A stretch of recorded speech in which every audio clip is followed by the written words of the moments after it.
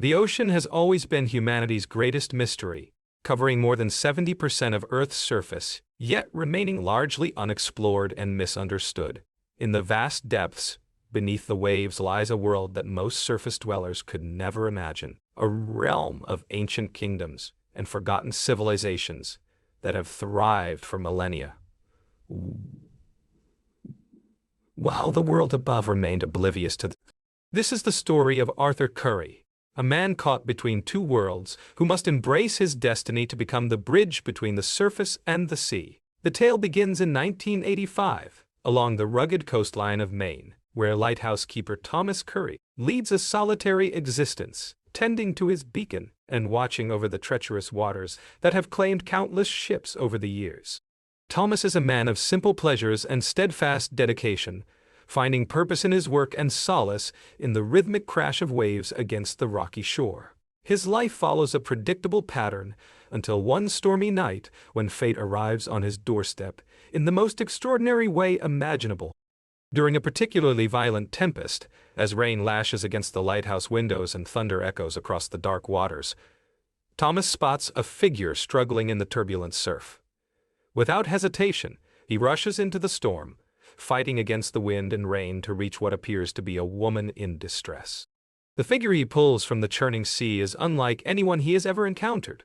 Beautiful beyond description, yet clearly not entirely human. Her clothing is strange, made of materials that seem to shimmer and flow like water itself, and despite being unconscious, there is an otherworldly quality about her that both captivates and mystifies Thomas. This mysterious woman is Atlanna, queen of the underwater kingdom of Atlantis, though Thomas knows nothing of her true identity when he carries her unconscious form into his lighthouse home. Atlanna has fled her underwater realm to escape an arranged marriage, forced upon her by political necessity, a union that would strengthen alliances between the underwater kingdoms, but would bind her to a life without love or personal freedom. In the depths of Atlantis, royal marriages are matters of state rather than heart, and Atlanna's refusal to accept this fate has made her a fugitive from her own people. As Thomas tends to Atlanna's wounds and nurses her back to health, an unlikely romance begins to bloom between the humble lighthouse keeper and the exiled queen. Their love transcends the boundaries of their two very different worlds, creating a bond that neither the vast ocean nor the machinations of underwater politics can break. Atlanna finds in Thomas a kindness and genuine affection that she has never known in the formal, duty-bound society of Atlantis, while Thomas discovers that there are wonders in the world beyond his simple understanding. Their union produces a son, Arthur, a child born with extraordinary abilities that mark him as something unique in both the surface and underwater worlds. From his earliest days, young Arthur demonstrates powers that set him apart from ordinary humans, particularly his ability to communicate with marine life, a gift that initially both amazes and frightens his parents. Fish seem drawn to the boy, whales sing to him from the depths, and even the most aggressive sea creatures become docile in his presence. However, their happiness is destined to be short-lived. Atlantean soldiers, dispatched by King Orvax, who rules Atlantis with an iron fist, eventually track Atlanna to the surface world. The underwater kingdom cannot allow one of its royalty to live freely among humans, especially not one who has borne a child that represents a forbidden union between their worlds. The arrival of these warriors in their advanced underwater technology and imposing battle armor represents a moment of terrible choice for Atlanna. Faced with the threat to her family's safety, Atlanna makes the heartbreaking decision to return to Atlantis, knowing full well the punishment that awaits her. She understands that her continued presence on the surface will only bring greater danger to Thomas and young Arthur, as the Atlantean military will not hesitate to eliminate any witnesses to their existence. In her final moments with her human family, Atlanna entrusts the training and protection of Arthur to Nuidis Vulko, her most loyal advisor, and one of the few Atlanteans who understands the potential importance of the child's unique heritage. Vulko, a wise and patient mentor, recognizes that Arthur represents something unprecedented in the history of both worlds. The boy's mixed heritage grants him abilities that surpass those of pure-blooded Atlanteans while allowing him to survive and thrive in the surface world. Under Vulko's careful guidance, Arthur learns to harness his extraordinary powers, developing superhuman strength and speed that far exceed human limitations, the ability to breathe underwater indefinitely, and most remarkably, the capacity to communicate with and command sea creatures of all kinds. The training is rigorous and often dangerous, conducted in secret locations along remote coastlines, where Arthur can practice without far. Vulko teaches him not only to control his abilities, but also the combat techniques and martial arts of Atlantis, preparing him for a destiny that the young man does not yet fully understand. As Arthur grows into adolescence and then young adulthood, he becomes a formidable warrior, though he struggles with questions of identity and belonging that Vulko cannot fully answer. The tragedy of Arthur's origin story deepens when he learns the ultimate fate of his mother. King Orvax, in his ruthless determination to maintain the purity of Atlantean bloodlines and the separation between surface and sea, orders Atlanna's execution for the crime of bearing a half-human child. This act of royal cruelty serves as both punishment for her defiance and a warning to any other Atlanteans who might consider fraternizing with surface dwellers. The execution is carried out according to ancient Atlantean law, which considers any mixing of the bloodlines to be treason against the underwater kingdom. Learning of his mother's fate fills Arthur with a complex mixture of grief, rage, and rejection of his Atlantean heritage. Despite all of Vulko's efforts to prepare him for his royal destiny, Arthur turns his back on Atlantis and everything it represents. He sees the underwater kingdom as a place of cruelty and rigid tradition that destroyed his family, and he wants no part of a society that would execute his mother for the crime of love. This rejection sets the stage for the internal conflict that will define Arthur's character throughout his journey toward accepting his true calling. Years pass, and Arthur establishes himself as something of a legend among those who live and work on the sea. Sailors speak in whispered tones of a mysterious figure who appears during maritime disasters, possessing the strength to lift entire vessels and the ability to survive in conditions that would kill any normal human being. These stories spread throughout the maritime community, creating a mythology around a figure that most assume to be either exaggerated or entirely fictional. Though those who have witnessed Arthur's interventions know the truth of his extraordinary nature, the world above the waves has also changed significantly during Arthur's lifetime.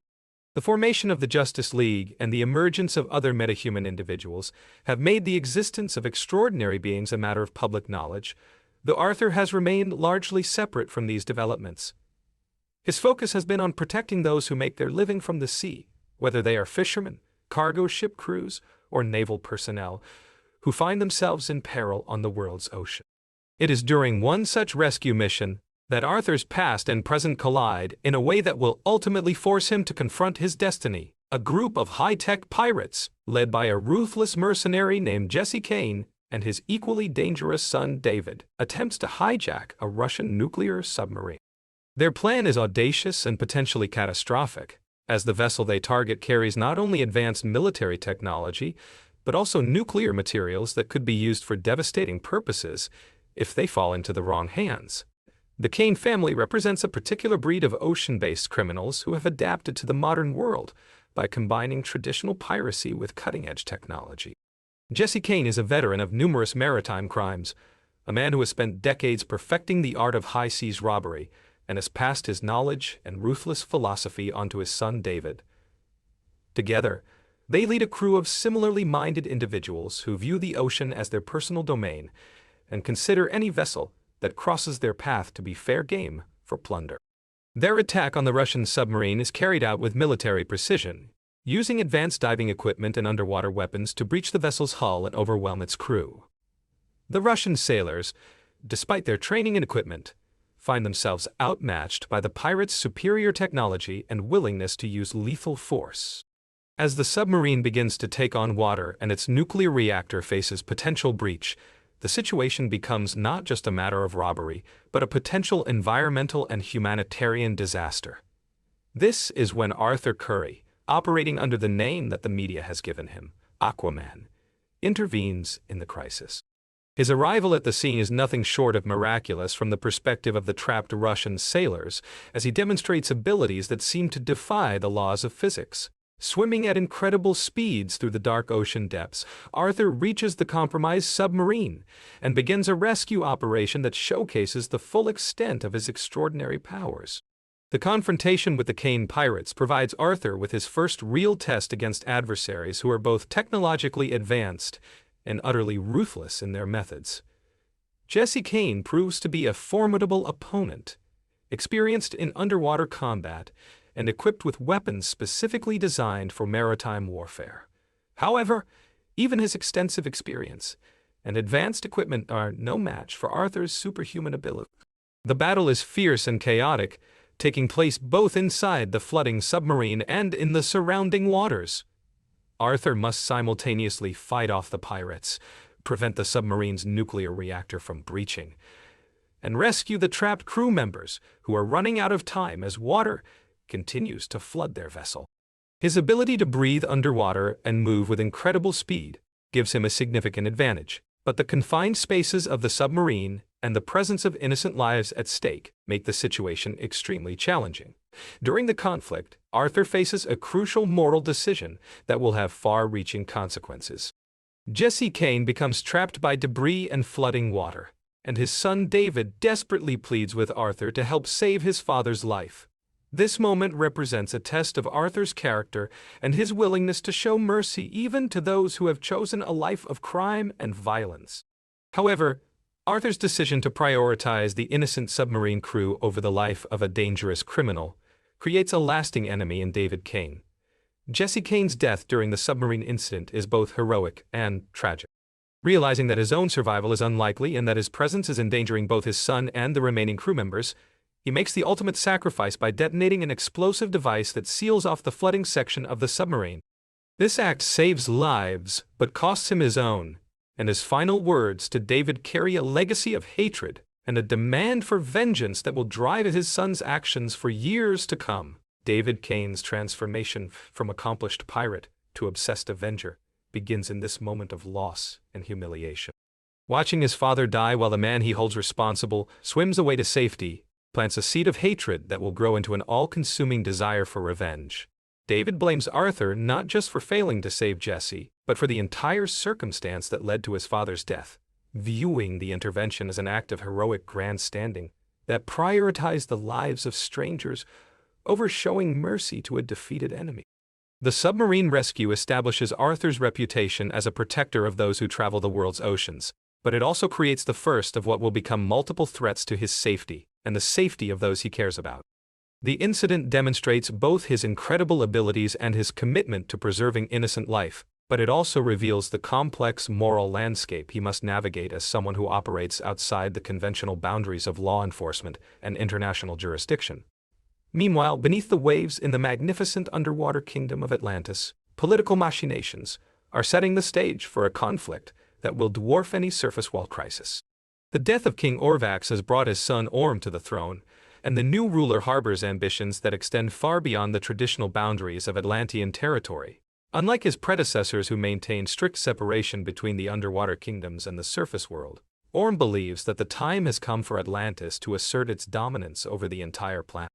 Orm's vision for Atlantean supremacy is driven by a combination of legitimate environmental concerns and personal ambition. He observes the increasing pollution of the world's oceans, the overfishing that threatens marine ecosystems, and the complete disregard that surface dwellers show for the underwater realms. From his perspective, humanity represents an existential threat to all ocean life. And only by conquering the surface world can Atlantis ensure the survival of its people and the marine environment they depend upon. The new king's plans require the support of the other underwater kingdoms, as Atlantean law dictates that a ruler can only claim the title of Ocean Master and wage war against the surface if he can unite at least 4 of the 7 underwater realms under his banner. This ancient law was designed to prevent any single kingdom from dragging all of Atlantis into unnecessary conflicts, but Orm views it as merely an obstacle to be overcome through a combination of diplomacy, deception, and intimidation. King Nereus of Zebel represents Orm's first and most crucial potential ally in this campaign. The kingdom of Zebel has long maintained close ties with Atlantis, and the betrothal between Orm and Nereus's daughter Mera was arranged to strengthen these bonds further. However, Nereus is a cautious ruler who understands the devastating consequences that a war with the surface world could bring to all underwater peoples. His initial reluctance to support Orm's aggressive plans creates a diplomatic challenge that the ambitious young king must overcome through careful manipulation of circumstances. Orm's solution to this problem demonstrates both his cunning and his willingness to engage in deception to achieve his goals. Working in secret with David Kane, who is motivated by his desire for revenge against Arthur, Orm arranges for a false flag operation that will provide the justification he needs for his war against the surface. The plan involves Kane and his remaining crew attacking Atlantean territories while using stolen surface world technology, creating the appearance of an unprovoked assault by human forces. The staged attack is executed with careful attention to detail, designed to appear as a legitimate assault by surface military forces while actually being carried out by Kane's pirates using equipment provided by Orm himself. The deception is sophisticated enough to fool even experienced Atlantean military leaders, and the apparent aggression by surface forces provides Orm with the evidence he needs to convince reluctant allies that war is not only justified but necessary for their survival. King Nereus, faced with what appears to be clear evidence of surface world aggression against underwater territories, reluctantly agrees to support Orm's campaign. However, his daughter Mera recognizes the suspicious timing and convenient nature of the attack, leading her to question whether the situation is as straightforward as it appears. Mera's doubts about Orm's honesty and her growing concerns about his true motivations set her on a path that will ultimately bring her into direct conflict with her betrothed and her father's political decisions. Mera possesses abilities that make her one of the most formidable individuals in any of the underwater kingdoms. Her hydrokinetic powers allow her to manipulate water in ways that seem almost magical, creating solid constructs from liquid, generating tremendous pressure waves, and even extracting moisture from the air to use as a weapon or tool. These abilities, combined with her intelligence and strong moral compass, make her a valuable ally or a dangerous enemy, depending on which side of a conflict she chooses to support. Her decision to oppose Orm's war plans places her in an extremely difficult position, as it means defying not only her betrothed, but also her father's political judgment and the apparent consensus of the underwater kingdoms. However, Mera's sense of justice and her intuitive understanding that the conflict will ultimately harm both surface and underwater peoples compel her to take action, even at great personal cost. Her choice to seek out Arthur Curry represents a desperate gamble that the legendary half-Atlantean might be willing to intervene in a conflict that threatens both his world. Mera's journey to the surface world is fraught with danger and uncertainty. She has spent her entire life in the underwater kingdoms and must adapt quickly to the alien environment of the surface, where the air is thin, the gravity feels strange, and the customs and behaviors of humans are largely foreign to her experience. Her mission is complicated by the fact that she knows Arthur only by reputation and has no guarantee that he will be willing to listen to her warnings or take action to prevent the coming war. Her first encounter with Arthur comes at a moment of crisis, as Orm demonstrates his power and his commitment to his war plans by unleashing a devastating tsunami against the surface world. This act of environmental terrorism serves multiple purposes in Orm's strategy, providing both a demonstration of Atlantean power and a warning of what greater devastation will follow if the surface world does not submit to underwater rule. Mera's intervention to save Thomas from the tsunami serves as both a demonstration of her good faith and a revelation of her extraordinary abilities. Her power to manipulate water allows her to redirect the massive wave and protect the lighthouse that has been Arthur's home throughout his life. This act of heroism establishes a bond of trust between Arthur and Mera, though he remains skeptical about her warnings regarding Orm's larger plans and his own supposed destiny as the rightful king of Atlantis.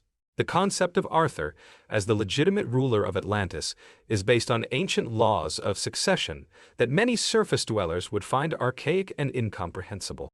As the firstborn son of Queen Atlanna, Arthur technically has a stronger claim to the throne than his younger half-brother Orm, despite his mixed heritage and his complete lack of involvement in Atlantean politics. However, the reality of royal succession in the underwater kingdoms involves not just bloodline, but also the acceptance of the people and the ability to fulfill the demanding responsibilities of leadership.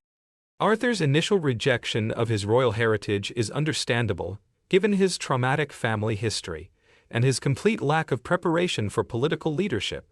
He has spent his adult life as a solitary protector of those who work the seas, operating according to his own moral code rather than the complex laws and traditions of any kingdom. The idea of suddenly becoming responsible for millions of underwater citizens and navigating the intricate political relationships between the various kingdoms seems not just daunting but completely contrary to the life he has chosen for himself. However, Mera's warnings about the coming war force Arthur to confront the reality that his personal preferences may be less important than his responsibility to prevent a catastrophic conflict. The war that Orm is planning will not be limited to military targets or government installations. It will be a complete assault on surface civilization that will result in the deaths of billions of innocent people. Arthur's unique position as someone who understands both worlds makes him perhaps the only person capable of preventing this disaster.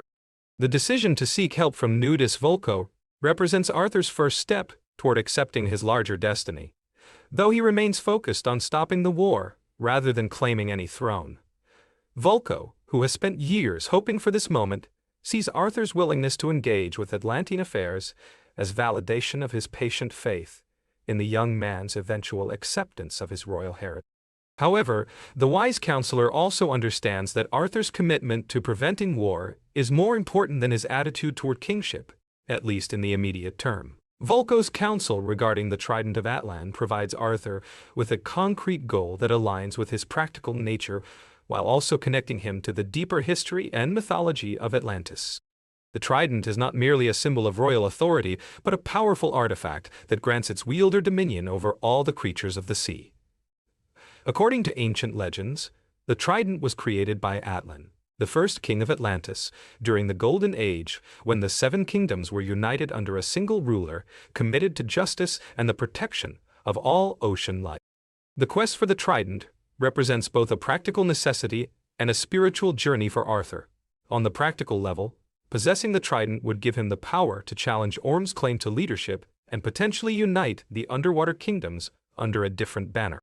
On the spiritual level, the quest requires Arthur to engage with the history and mythology of his mother's people, learning about the responsibilities and burdens of leadership that he has spent his entire adult life avoiding.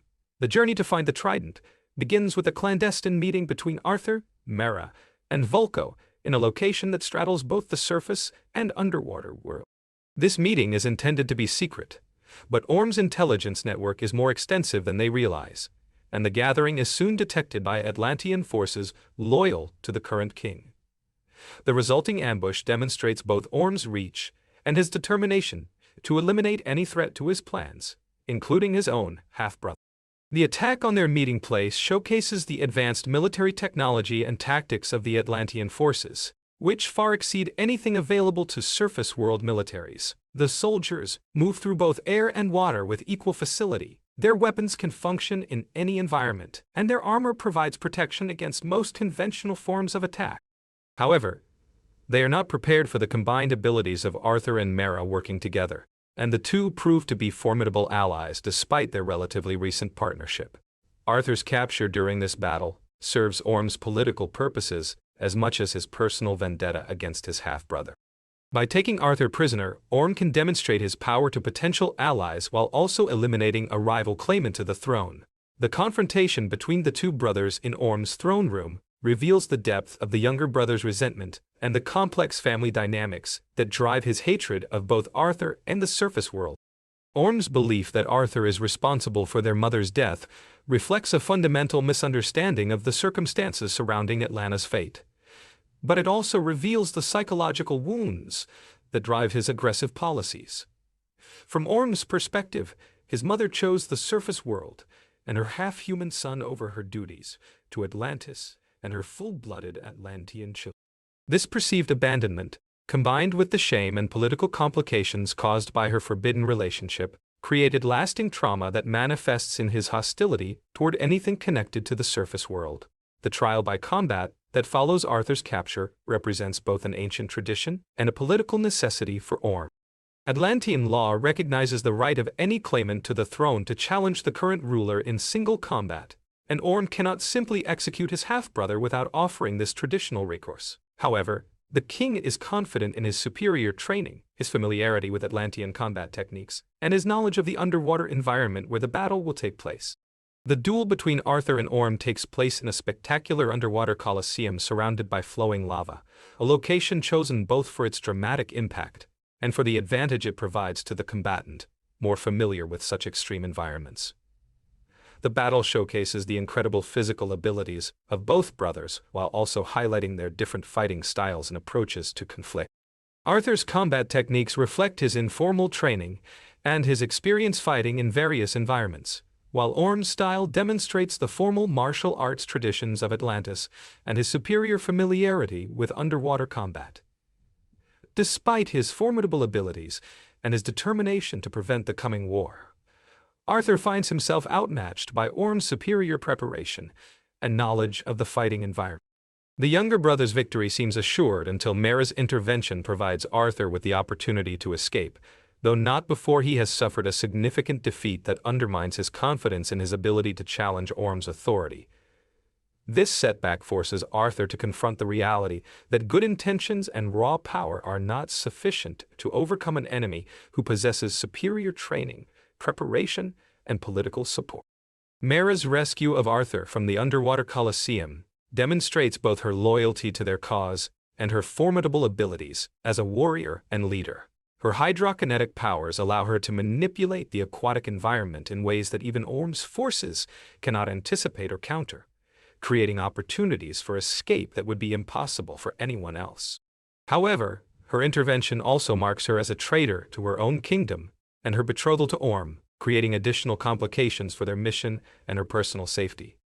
The journey to the Sahara Desert represents a significant shift in the nature of Arthur's quest, taking him away from the ocean environment where he is most comfortable and into a landscape that seems utterly alien to his aquatic nature. However, this journey also connects him to one of the most important chapters in Atlantean history, as the desert location holds the ancient forges where the Trident of Atlan was created during the golden age of the underwater kingdoms. The hidden kingdom beneath the Sahara sands reveals the scope and sophistication of ancient Atlantean civilization, demonstrating that the underwater peoples once possessed technology and knowledge that far exceeded anything available in the modern world. The ruins and artifacts they discover tell the story of a time when the Seven Kingdoms worked together under unified leadership, pursuing goals that benefited all ocean life rather than the narrow interests of The holographic message left by the ancient Atlanteans serves as both a guide for their quest and a reminder of the responsibilities that come with the power they seek. The message emphasizes that the trident is not merely a weapon or a symbol of authority, but a tool meant to be used for the protection and preservation of all ocean life. This ancient wisdom challenges Arthur to think beyond his immediate goal of stopping Orm's war and consider the larger responsibilities that await him if he succeeds in claiming the trident. The clues that lead them to Sicily demonstrate the global reach of ancient Atlantean civilization and the careful planning that went into hiding the trident's location. The ancient Atlanteans clearly anticipated that future generations might need to seek out their most powerful artifacts and left a trail that could be followed by worthy successors while remaining hidden from those who might misuse such power. The complexity and ingenuity of these ancient puzzles reflect a level of wisdom and foresight that has been lost in the modern underwater kingdoms. Arthur's growing relationship with Mera during their journey represents one of the most significant personal developments in his character arc. Initially thrown together by circumstances and necessity, they gradually develop a deep connection based on mutual respect, shared values, and complementary abilities. Mera's intelligence, strength, and unwavering commitment to doing what is right provide Arthur with both practical support and emotional grounding, while his determination, courage, and unique perspective offer her hope that their seemingly impossible mission might actually succeed. Their partnership also represents a symbolic union between different underwater kingdoms, as Arthur's mixed Atlantean heritage and Mera's Zeeble bloodline create a bond that transcends traditional political boundaries. This personal relationship foreshadows the kind of unity between the kingdoms that will be necessary to address the larger challenges facing all underwater peoples, regardless of who ultimately sits on the throne of Atlantis. The revelation of the Trident's location in Sicily provides them with a concrete goal, but it also marks the point where their quest attracts the attention of David Kane, who has been tracking their movements as part of his own mission of vengeance. Kane's transformation into the armored villain known as Black Manta represents the culmination of his grief and anger over his father's death, channeled into a technological nightmare designed specifically to hunt and kill Arthur Curry. Orm's decision to provide Kane with advanced Atlantean technology serves multiple purposes in the King's broader strategy.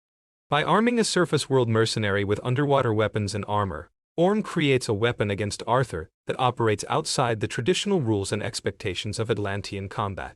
Kane's personal motivation for revenge ensures his complete commitment to the mission, while his surface-world origins provide Orm with plausible deniability regarding any attacks that might complicate his political relationships with other underworld.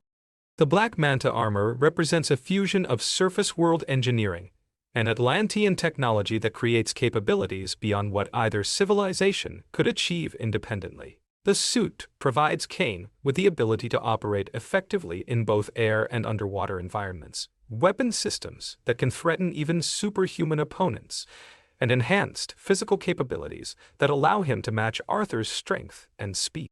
Most importantly, the armor's design incorporates Kane's intimate knowledge of Arthur's abilities and fighting style, creating countermeasures for the specific challenges posed by his target. The battle in Sicily between Arthur, Mera, and Black Manta showcases the escalating stakes of their mission and the personal nature of the threats they face. Kane's attacks are not motivated by political ideology or strategic necessity, but by pure hatred and a desire for revenge that makes him utterly relentless in his pursuit of Arthur's destruction. This personal element adds an emotional intensity to the conflict that transcends the larger political and environmental issues at stake. The fight takes place in a picturesque Italian coastal town, creating a striking contrast between the peaceful, historic setting and the advanced technology and superhuman abilities on display during the battle. The civilian population's exposure to this conflict represents one of the consequences of Arthur's growing involvement in the larger struggle between surface and underwater worlds. As innocent people become caught up in conflict, Arthur's injury during the battle with Black Manta serves as both a physical setback and a psychological challenge that forces him to confront his own limitations and vulnerabilities. This realization deepens his understanding of the responsibilities he is accepting and the sacrifices that may be required to fulfill his destiny.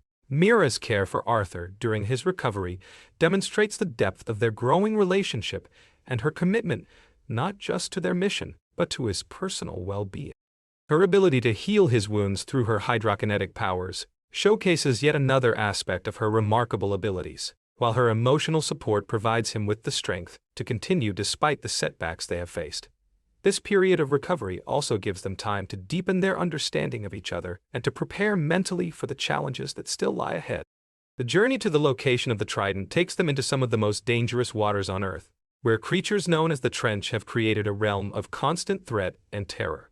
These amphibious monsters represent one of the most aggressive and primitive of the 7 underwater kingdoms, having devolved from their original Atlantean origins into savage predators that attack anything that enters their territory. The Trench creatures serve as guardians of the path to the Trident, whether by design or by accident, creating a final test that only the most worthy can survive. The attack by the Trench creatures demonstrates the diversity and danger of the underwater world's inhabitants, showcasing threats that are far more primitive and instinctively driven than the political machinations of the civilized kingdoms. These creatures fight with the desperation of pure survival instinct, making them incredibly dangerous opponents who cannot be reasoned with or deterred by displays of power. Arthur and Mera must use all of their abilities and ingenuity to survive the assault while finding a way to reach their ultimate destination. The wormhole that transports them to the center of the Earth reveals the true scope of the ancient Atlantean civilization and the extraordinary measures taken to protect their most powerful artifacts. This hidden realm exists in a state of perpetual twilight, populated by prehistoric creatures and environments that have remained unchanged since the earliest days of Earth's history. The location serves as both a sanctuary and a prison, protecting the Trident while ensuring that only those who prove their worth can claim it. The reunion with Atlanna in this hidden realm provides Arthur with the emotional resolution he has needed since learning of his mother's supposed death. Discovering that she survived her execution and has spent years trapped in this prehistoric sanctuary gives him hope, while also revealing the true extent of the sacrifices she made for love of both her human family and her Atlantean people. Atlanna's presence in this crucial moment provides Arthur with the guidance and support he needs to face the final test of his worthiness. Atlanna's survival story reveals both the cruelty and the complexity of Atlantean justice systems. Her punishment for bearing a half-human child was intended to be death, but the method chosen gave her a small chance of survival if she possessed the strength and will to endure. Her years of imprisonment in the hidden realm have been spent in anticipation of the day when one of her sons might seek out the Trident, though she could never be certain whether Arthur or Orm would ultimately make the journey. The encounter with the Carathan represents the ultimate test of Arthur's character and his fitness to wield the power of the Trident. This ancient sea monster serves as both guardian and judge, possessing intelligence and wisdom that span millennia of ocean history. The Carathan's challenge to Arthur is not based on his fighting ability or his bloodline, but on his understanding of the responsibilities that come with power and his commitment to using that power for the protection of all ocean life. Arthur's conversation with the Carathan reveals his growth throughout the journey and his evolving understanding of his role in the larger conflict. Initially motivated primarily by a desire to prevent war and protect innocent lives, he has come to understand that the problems facing both surface and underwater worlds require long-term leadership and commitment rather than quick fixes or heroic gestures. His acknowledgement of his own unworthiness paradoxically demonstrates his fitness for the role, as only someone who understands the weight of responsibility can be trusted with such power. The Trident's acceptance of Arthur as its wielder represents not just a personal victory, but a validation of the ancient Atlantean belief in the potential for unity between different peoples and kingdoms. The artifact responds not to his bloodline or his strength, but to his character and his commitment to justice, suggesting that the ancient kings who created it understood that true leadership comes from wisdom and compassion rather than birthright or military might. The power that flows through Arthur when he claims the Trident transforms him both physically and psychologically, connecting him to every creature in the world's oceans and giving him an understanding of the marine ecosystem that extends far beyond his previous abilities. This transformation marks his evolution from a reluctant hero operating on the margins of society to a leader capable of uniting different peoples and addressing threats that affect entire civilization. The final battle between Arthur and Orm takes place against the backdrop of Orm's assault on the Kingdom of the Brine, demonstrating the king's willingness to use violence against his own people to achieve his goals. This attack serves as the final evidence of Orm's unfitness for leadership, as he prioritizes his personal ambitions over the welfare of the underwater peoples he claims to protect. The battle showcases the different philosophies of the two brothers and their contrasting approaches to power and responsibility. Arthur's arrival at the battle riding the Carathan and leading an army of sea creatures represents a dramatic reversal of fortune that demonstrates the true meaning of the Trident's power. Rather than simply providing its wielder with enhanced personal abilities, the artifact creates connections between all ocean life that enable unprecedented cooperation and unity. The sight of Arthur commanding creatures from across the marine spectrum sends a clear message about the kind of leadership he represents and the different relationship he envisions between the various underwater peoples. The final duel between Arthur and Orm is both a personal confrontation between brothers and a symbolic battle between two different visions for the future of the underwater kingdoms. Orm's defeat represents not just the victory of the rightful king, but the rejection of policies based on hatred and aggression in favor of an approach that emphasizes understanding and cooperation between different worlds and people. Arthur's decision to spare Orm's life despite their personal history and the threat his brother represents demonstrates the kind of leader he has become through his journey. This act of mercy reflects both his personal growth and his understanding that lasting peace requires forgiveness and reconciliation, rather than simply the elimination of opposition. The decision also reflects his mother's influence and the values she instilled in him during their brief time together.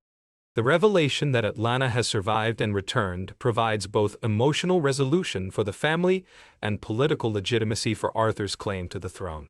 Her presence validates his royal bloodline while also serving as a witness to his character and fitness for leadership. Atlanna's approval of his actions and his growth into a worthy successor provides the final element needed to complete his transformation from reluctant. Arthur's coronation as the new king of Atlantis represents not just a personal triumph, but a new beginning for the relationships between surface and underwater worlds. His unique heritage and experience in both environments position him to serve as a bridge between civilizations that have been separated by misunderstanding and mistrust for centuries. His reign promises to be marked by efforts to heal the environmental damage that has been done to the world's oceans, while also fostering better understanding between different peoples. The celebration of Arthur's victory and coronation demonstrates the hope and enthusiasm that his leadership has inspired among the underwater people. His defeat of Orm and his merciful treatment of his brother have shown that he possesses both the strength to protect his people and the wisdom to lead them toward a better future. The participation of creatures and representatives from all the underwater kingdoms in this celebration suggests the unity and cooperation that his reign might achieve. However, the story also acknowledges that Arthur's victory over Orm does not resolve all the challenges facing the underwater kingdoms or the relationships between surface and sea. The post-credits scene, revealing David Kane's survival and his alliance with Dr. Stephen Shin, demonstrates that threats to Arthur's leadership and the peace he hopes to establish will continue to emerge from unexpected directions. Kane's obsession with revenge has not been diminished by his defeat, and his partnership with a surface world scientist interested in Atlantean technology creates new possibilities for conflict. Dr. Stephen Shin represents a different kind of threat than the traditional enemies Arthur has faced, as he is motivated not by hatred or political ambition, but by scientific curiosity and academic recognition. His interest in discovering and studying Atlantean civilization could lead to beneficial exchanges of knowledge between surface and underwater worlds, but it could also result in the exploitation or exposure of underwater peoples who wish to remain hidden. Kane's influence on Shin's research agenda ensures that any discoveries will be used to serve the mercenaries' desire for revenge rather than peaceful purpose. The movie's conclusion establishes Arthur's transformation from a reluctant outsider to an accepted leader, while also setting up the continuing challenges he will face in this new role. The film's ending suggests that Arthur's greatest adventures and most significant challenges still lie ahead as he works to fulfill the promise of his unique heritage and the responsibilities of his royal position. The visual spectacle of Aquaman showcases the incredible advances in filmmaking technology that made it possible to bring the underwater world to life in ways that were previously impossible. Director James Wan and his team of visual effects artists created environments and creatures that feel both fantastical and believable, establishing the underwater kingdoms as fully realized civilizations with their own cultures, technologies, and aesthetic styles. The attention to detail in creating these underwater realms reflects the filmmaker's commitment to taking the source material seriously, while also embracing the inherent absurdity and wonder of a world beneath. The character of Arthur Curry, as portrayed by Jason Momoa, brings a unique combination of physical presence, emotional vulnerability, and humor to the role that distinguishes this version of Aquaman from previous interpretations. Momoa's performance captures both the character's strength and his uncertainty, showing a hero who possesses incredible abilities but struggles with questions of identity and belonging that make him relatable to audiences despite his extraordinary circumstances. The actor's own multicultural heritage and his background, as someone who has had to navigate between different cultures, brings authenticity to Arthur's journey of self-discovery and acceptance. Amber Heard's portrayal of Mera establishes her as a formidable character in her own right, rather than simply a love interest for the hero. Her performance demonstrates Mera's intelligence, strength, and moral conviction, while also showing her growth from a princess bound by duty and tradition to a leader willing to challenge authority when justice demands it. The character's relationship with Arthur develops naturally throughout the story, based on mutual respect and shared values, rather than simple romantic attraction. Patrick Wilson's interpretation of Orm presents a villain whose motivations are understandable even when his methods are clearly wrong. The character's environmental concerns and his frustration with surface world pollution of the oceans reflect real-world issues that give weight to his arguments, even as his proposed solutions reveal his fundamental inability to consider approaches based on cooperation rather than conquest. Wilson's performance captures both Orm's regal bearing and his underlying insecurity, showing a leader whose need for validation drives him. The supporting cast, including Willem Dafoe as Vulko, Nicole Kidman as Atlanna, and Yahya Abdul-Mateen II as Black Manta, brings depth and credibility to the underwater world while also grounding the fantastical elements in recognizable human emotions and relationships. Each of these characters serves a specific function in Arthur's journey, while also having their own distinct personalities and motivations that make them feel like complete individuals rather than simple plot devices. The film's action sequences showcase the unique possibilities offered by the underwater environment, while also demonstrating the challenges involved in choreographing and filming combat that takes place in 3 dimensions. The battles between Arthur and his various opponents take advantage of the freedom of movement that water provides while also incorporating the environmental hazards and opportunities that exist in the ocean depths. These sequences required innovative filming techniques, and extensive visual effects work to create convincing underwater action that maintains dramatic tension and emotional impact. The world-building aspects of Aquaman establish a mythology that draws from both DC Comics continuity and real-world oceanic environments and cultures. The 7 underwater kingdoms each have their own distinct characteristics and cultures, reflecting different approaches to adapting to life beneath the waves while also serving as metaphors for different political and social philosophies. This diversity within the underwater world provides opportunities for future stories, while also demonstrating the complexity of the civilization that Arthur is being asked to lead.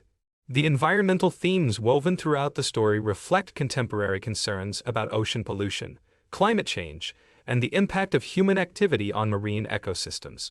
While these themes are never allowed to overwhelm the entertainment value of the story, they provide a foundation of real-world relevance that gives weight to the fantastical conflicts between surface and underwater peoples. The film suggests that environmental protection and intercultural understanding are interconnected goals that require leadership, willing to bridge different perspectives and interests. The movie's exploration of family relationships and the search for identity resonates with audiences beyond the superhero genre, addressing universal themes about belonging, responsibility, and the challenge of living up to others' expectations while remaining true to one's own values. Arthur's relationship with his adoptive father, Thomas, demonstrates the power of chosen family and unconditional love, while his complicated feelings about his Atlantean heritage reflect the experiences of many people who must navigate between different cultural identities. The technical achievements of Aquaman in creating convincing underwater environments and creatures represent significant advances in filmmaking technology and technology.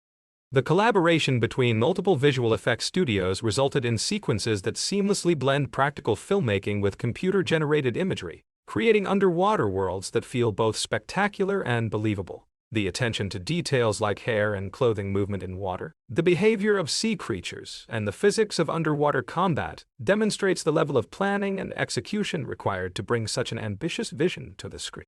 The film's success at the global box office demonstrated the appetite for superhero stories that embrace joy and wonder rather than focusing exclusively on dark and serious themes. Aquaman's colorful palette, humor, and sense of adventure provided a contrast to some earlier entries in the DC extended universe while still maintaining the dramatic stakes and character development that audiences expect from superhero films. This success helped establish a template for future DC films that balance entertainment value with meaningful storytelling. The movie's impact extends beyond its immediate entertainment value to influence discussions about representation in superhero media and the possibilities for diverse storytelling within established genres. Jason Momoa's casting as Aquaman brought Pacific Islander representation to a major superhero role, while the film's international success demonstrated the global appeal of stories that celebrate different cultures and perspectives. The underwater kingdom's diverse designs and cultures reflect influences from various real-world civilizations, creating a fantasy world that feels inclusive and respectful of different traditions. Aquaman's journey from reluctant hero to accepted leader provides a template for character development that emphasizes growth through adversity and the importance of accepting responsibility, even when it requires personal sacrifice. Arthur's evolution throughout the story demonstrates that true leadership comes not from birthright or superior abilities, but from the willingness to put others' needs before one's own, and to make difficult decisions based on principle. The film's romantic subplot between Arthur and Mera develops naturally from their shared experiences and mutual respect, avoiding many of the pitfalls that often plague superhero movies' treatment of romantic relationships. Their partnership is based on equality and complementary strengths, with both characters contributing essential elements to their mission's success. This relationship serves as a foundation for Arthur's emotional growth, while also representing the kind of diplomatic alliance that will be necessary for his success as a leader. The movie's climactic battles demonstrate the evolution of superhero action sequences to incorporate increasingly complex environments and multiple participants. The final confrontation between Arthur's forces and Orm's army involves hundreds of characters and creatures fighting across multiple levels of underwater terrain, requiring sophisticated planning and execution to maintain clarity and emotional impact. These sequences showcase the technical capabilities of modern filmmaking while serving the story's themes about unity and cooperation. The revelation of Atlanna's survival provides emotional resolution for Arthur's character arc, while also serving the practical narrative function of legitimizing his claim to the throne. Her years of imprisonment and her faith that one of her sons would eventually seek her out demonstrate both the personal cost of the forbidden love story that created Arthur and the hope that drives the story's more optimistic theme. Her reunion with Thomas provides closure for their interrupted romance, while also symbolizing the potential for harmony between surface and underwater worlds. The film's exploration of environmental themes reflects growing awareness of the threats facing Earth's oceans and marine life. The contrast between Orm's militant approach to protecting the underwater world and Arthur's more diplomatic philosophy suggests that environmental protection requires cooperation. This theme resonates with contemporary discussions about climate change and international cooperation on environmental issues. Black Manta's origin story within the film demonstrates how personal tragedy and the desire for revenge can corrupt even legitimate grievances into destructive obsessions. David Kane's transformation from professional pirate to armored avenger reflects the way that loss and anger can drive people toward increasingly extreme actions that ultimately harm both themselves and others. His survival and continued pursuit of Arthur ensures that the consequences of past conflicts will continue to influence future events. The post-credits scene's introduction of Dr. Stephen Shin adds a new dimension to the potential conflicts facing Arthur's reign, as the scientist's academic interest in Atlantean civilization could lead to either beneficial cultural exchange or dangerous exploitation. Kane's manipulation of Shin's curiosity demonstrates how knowledge and discovery can be weaponized when they fall under the influence of those driven by hatred and revenge, rather than genuine scientific inquiry. The movie's success in balancing spectacular action sequences with character development and thematic depth demonstrates the potential for superhero films to address serious topics while still providing entertainment and escapism. Aquaman's journey from reluctant outsider to responsible leader reflects real-world challenges about leadership, environmental protection, and cultural understanding, while the film's fantastic elements and impressive visual spectacle ensure that these themes never overwhelm the story's entertainment value. The underwater world created for Aquaman establishes a foundation for future stories that can explore different aspects of the mythology, while the Seven Kingdoms provide numerous opportunities for adventure and political intrigue, while the relationship between surface and underwater worlds offers ongoing potential for both conflict and cooperation.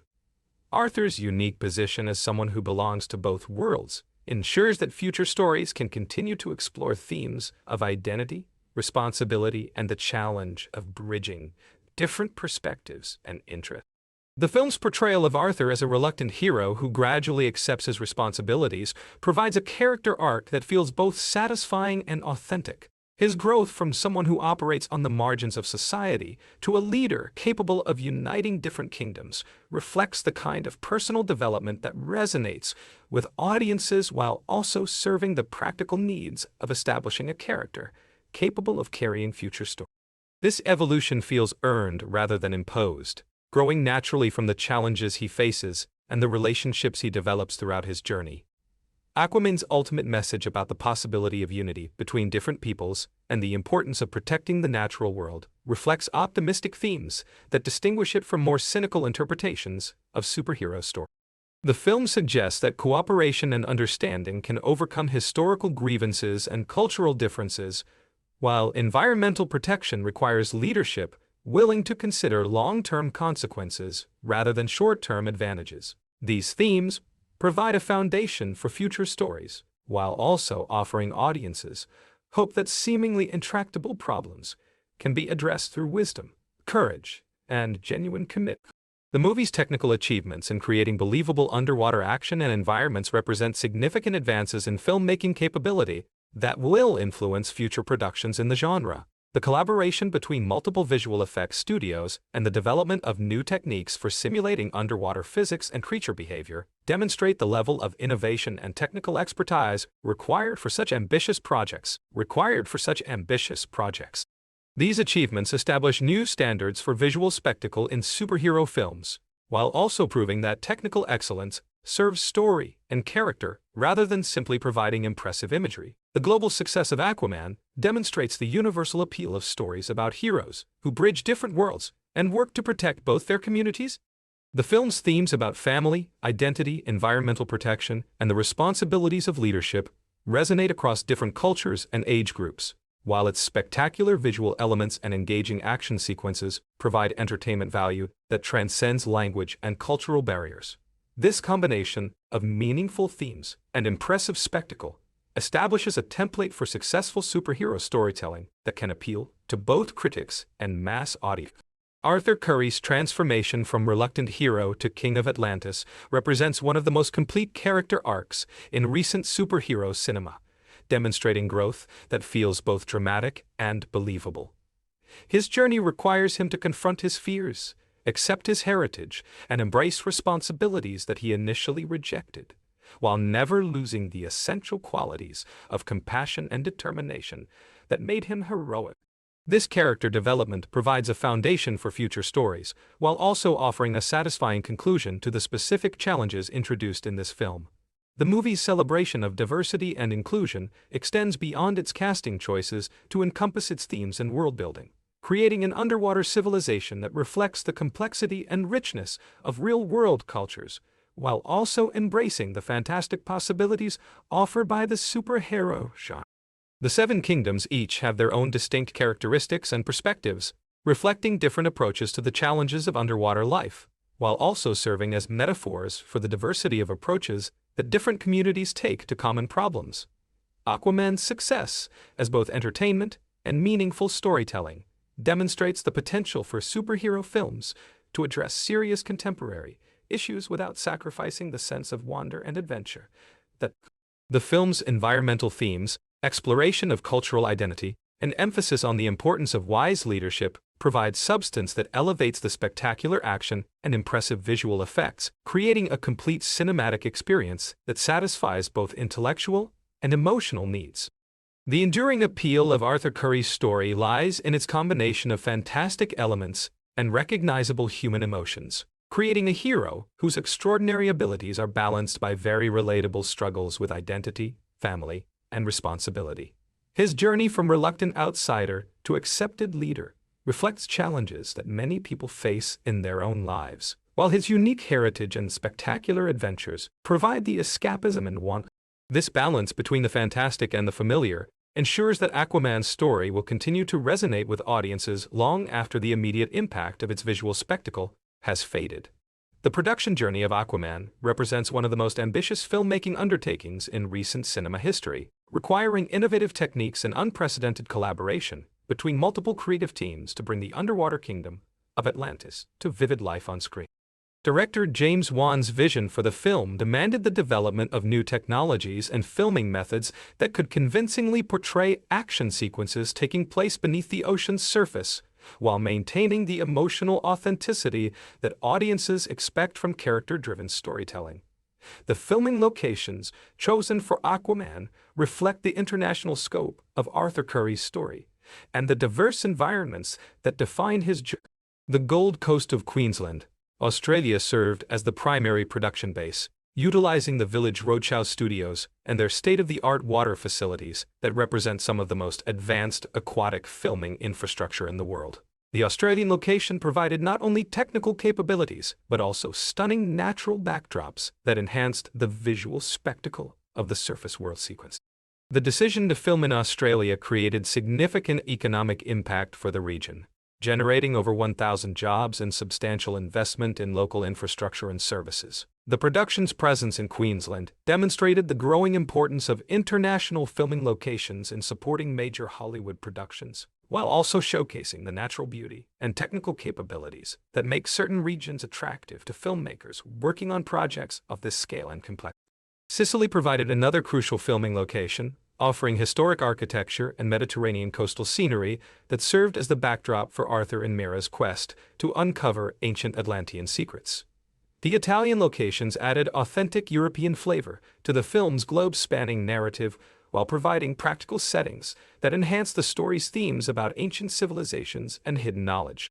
The contrast between Sicily's historic charm and the high-tech action sequences filmed there created visual interest that supported the movie's blend of ancient mythology and modern adventure. Morocco's diverse landscapes contributed additional international authenticity to the production, particularly for sequences that required desert environments to represent the hidden kingdom beneath the Sahara sand. The North African filming locations provided practical backgrounds for the discovery of ancient Atlantean technology and artifacts, creating visual continuity between the various stages of Arthur's quest, while showcasing the global reach of the ancient underwater civilization. Newfoundland's rugged coastal scenery served as the setting for the lighthouse sequences that bookend Arthur's emotional journey, providing the perfect atmosphere backdrop for the story's most intimate The Canadian location's natural beauty and harsh maritime environment reinforced the themes about the relationship between surface and underwater worlds, while providing authentic settings for the scenes that establish Arthur's connection to his human heritage. The innovative filming techniques developed for Aquaman pushed the boundaries of underwater cinematography and action choreography, requiring the creative team to solve numerous technical challenges related to depicting convincing. James Wan and his team developed what they called dry-for-wet filming techniques, where actors performed their underwater scenes in air while sophisticated visual effects were used to create the appearance of being submerged in water.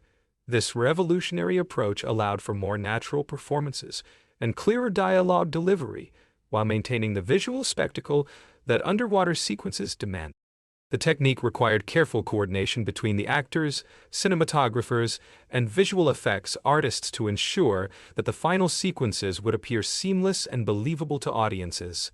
Hair and clothing movement, lighting effects, and particle simulation all had to be meticulously planned and executed to create convincing underwater environments. The musical score, composed by Rupert Gregson-Williams, represents another crucial element in establishing the emotional and thematic foundations of Arthur's journey.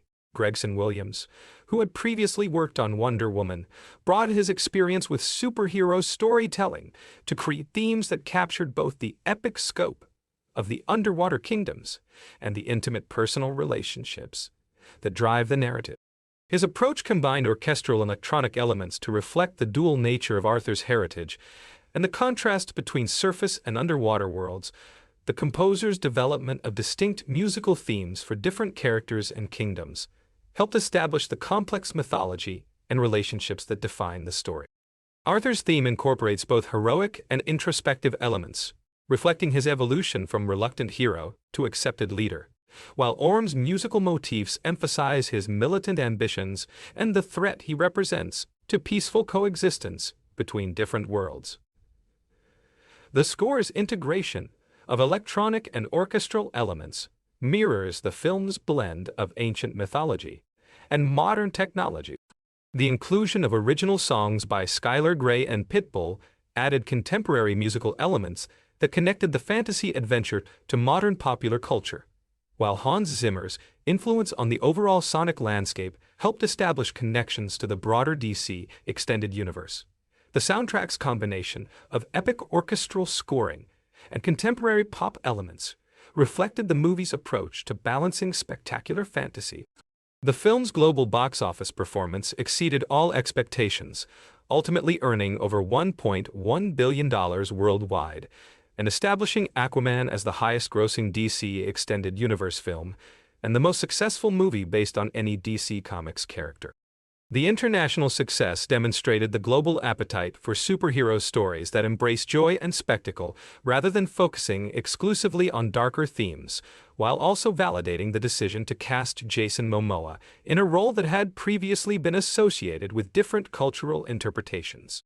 China emerged as a particularly crucial market for Aquaman's success, contributing nearly $300 million to the film's global earnings and establishing it as one of the most successful American films in Chinese cinema history. The movie's spectacular visual effects, underwater action sequences, and themes about family and environmental protection resonated strongly with Chinese audiences, demonstrating the universal appeal of stories that combine personal growth with environmental.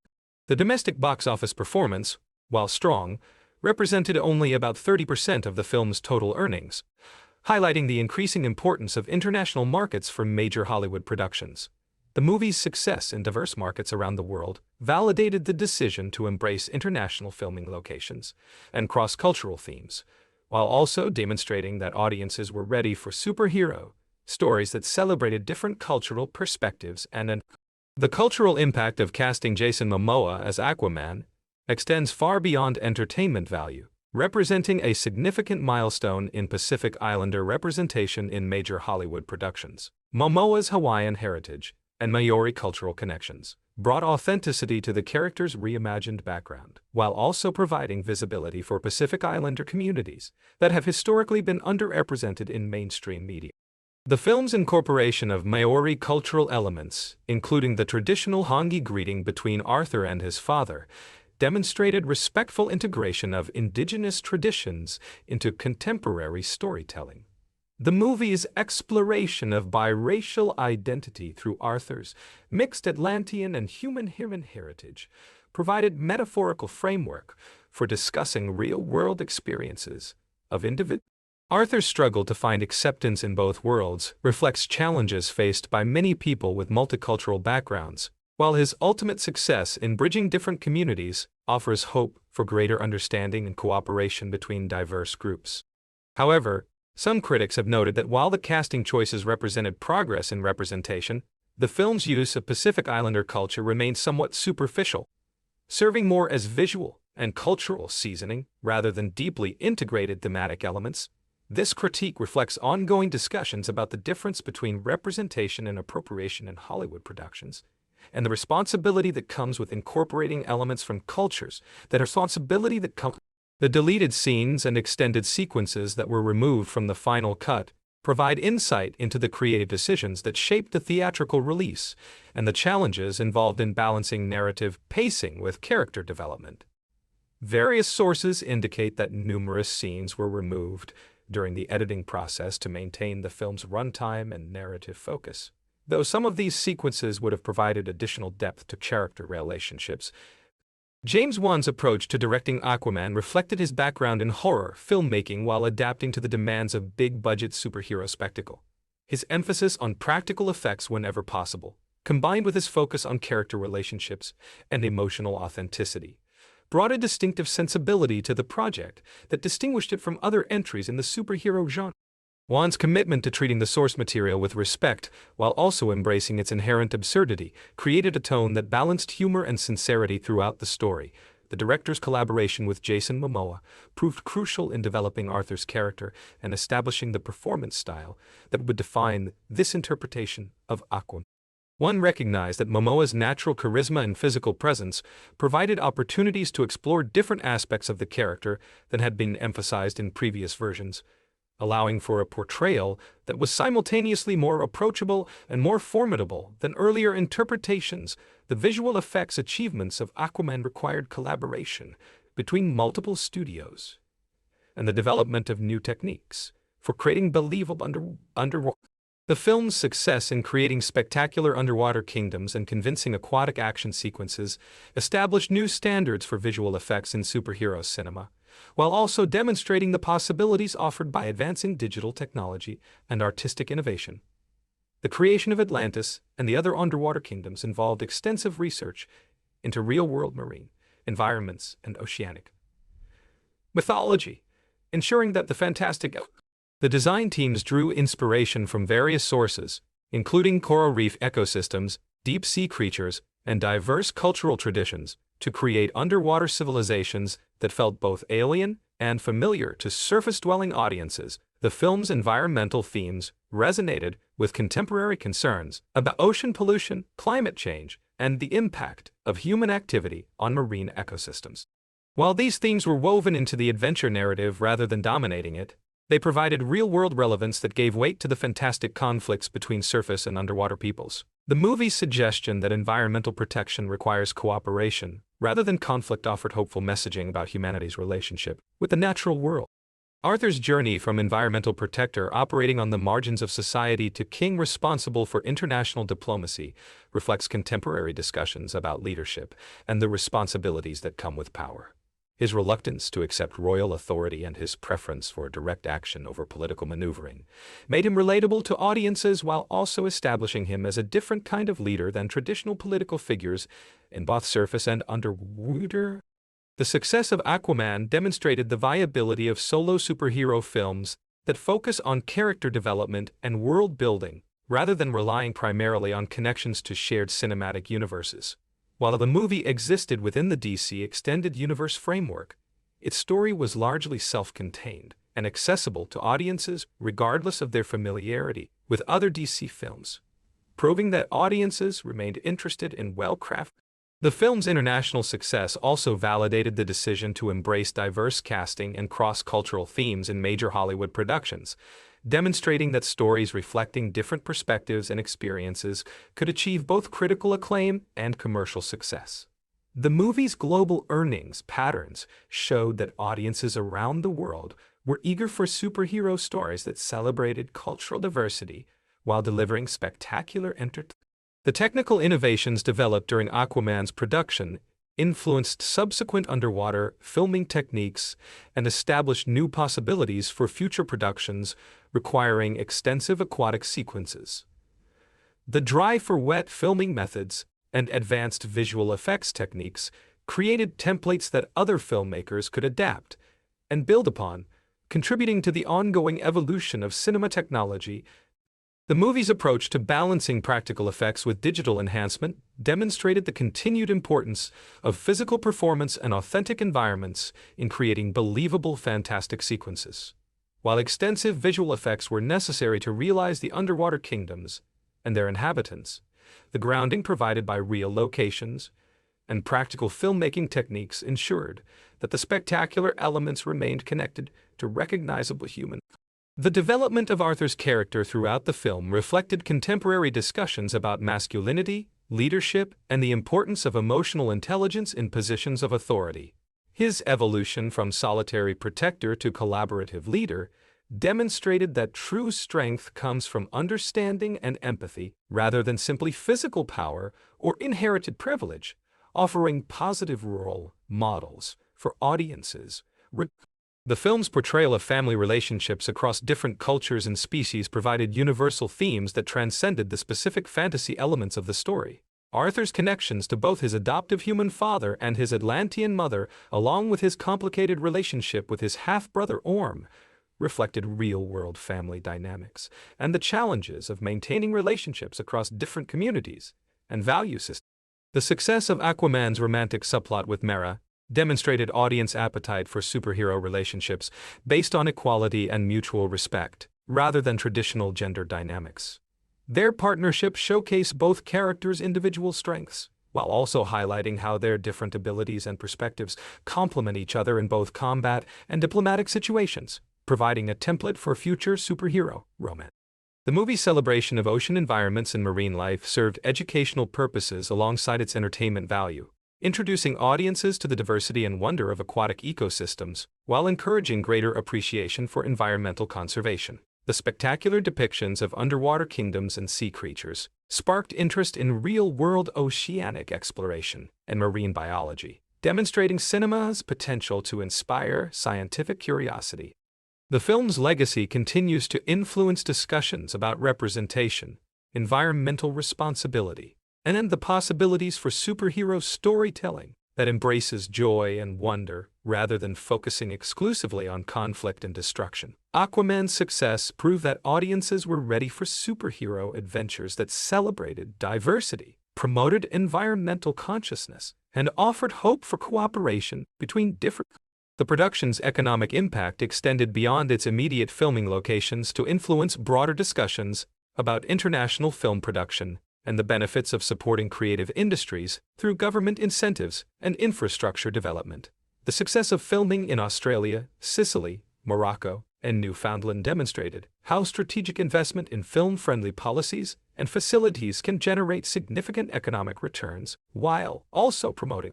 The movie's soundtrack and musical elements contributed to its cultural impact by introducing mainstream audiences to musical styles and instruments that reflected the diverse cultural influences incorporated into the story. The combination of traditional orchestral scoring with contemporary popular music elements created accessibility while also respecting the epic scope and mythological foundations of the narrative. The technical achievements in creating believable underwater dialogue and communication challenged conventional approaches to film sound design and established new standards for depicting speech and interaction in aquatic environments. The solutions developed for Aquaman influenced subsequent productions while also demonstrating the importance of clear communication. The film's exploration of ancient civilizations and lost knowledge tapped into enduring human fascination with archaeology and historical mysteries, while also suggesting that wisdom from the past might offer solutions to contemporary challenges. The quest for the Trident of Atlan served as both adventure plot device and metaphor for the importance of understanding and respecting traditional knowledge and cultural heritage. Arthur's transformation from reluctant outsider to accepted leader provided a character arc that resonated with audiences across different cultures and age groups, demonstrating the universal appeal of stories about personal growth, acceptance of responsibility, and the courage required to bridge differences between communities. His journey reflected contemporary discussions about leadership, identity, and the challenges of working for positive change in complex. The movie's success in balancing spectacular visual effects with character-driven storytelling proved that audiences remained interested in superhero films that prioritized emotional authenticity alongside technical achievement. The combination of groundbreaking underwater cinematography with compelling performances and meaningful themes created a template for future productions seeking to achieve both critical acclaim and commercial success. The global cultural impact of Aquaman continues to influence discussions about the potential for mainstream entertainment to promote cross-cultural understanding, environmental awareness, and positive social change, while providing the escapism and adventure that audiences seek from superhero cinema. The film's legacy demonstrates the possibilities for creative collaboration across different industries, cultures, and artistic traditions. The enduring popularity of Jason Momoa's interpretation of Arthur Curry reflects the successful reinvention of a character who had previously been considered among the less compelling members of the superhero pantheon, proving that thoughtful casting, creative vision, and respectful cultural integration can transform even seemingly outdated concepts into contemporary relevance and appeal. The production's commitment to practical filming locations and authentic cultural elements, combined with cutting-edge visual effects and innovative filming techniques, established Aquaman as a landmark achievement in modern cinema that continues to influence filmmakers, audiences, and cultural commentators years after its initial release. The costume design achievements of Aquaman represent a revolutionary approach to superhero fashion that prioritizes Kim Barrett, whose previous work included the Matrix trilogy and Jupiter Ascending, brought her expertise in creating futuristic and otherworldly costumes to the challenge of designing clothing that would appear convincing in underwater environments while remaining practical for actors performing in dry conditions. Barrett's design philosophy for the Atlantean costumes drew inspiration directly from marine life and oceanic environments, incorporating patterns and textures that reflected the natural beauty and diversity found in coral reefs, fish scales, and deep-sea creatures.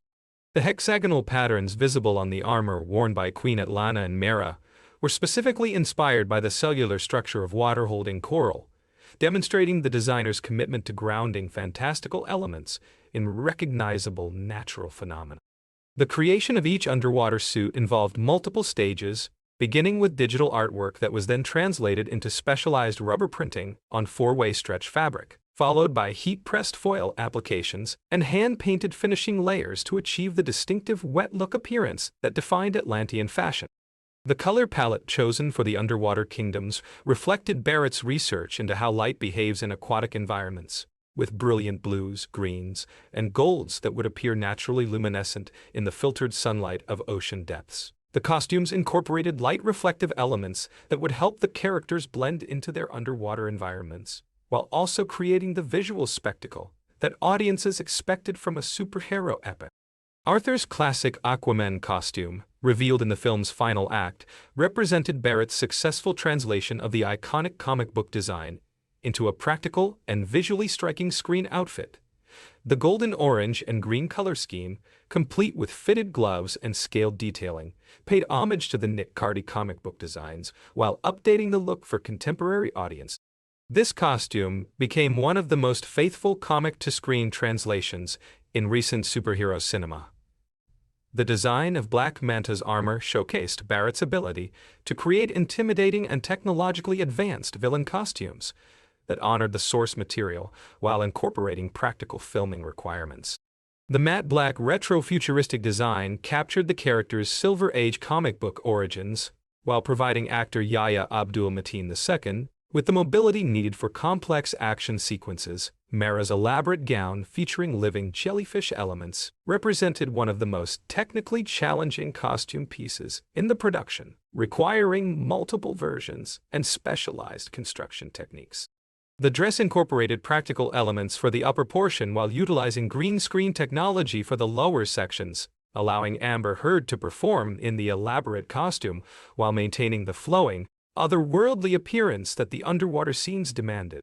The creature design work for Aquaman required extensive collaboration between concept artists, digital sculptors, and marine biologists to create sea monsters and underwater inhabitants that would appear both fantastical and believable within the established ocean environment.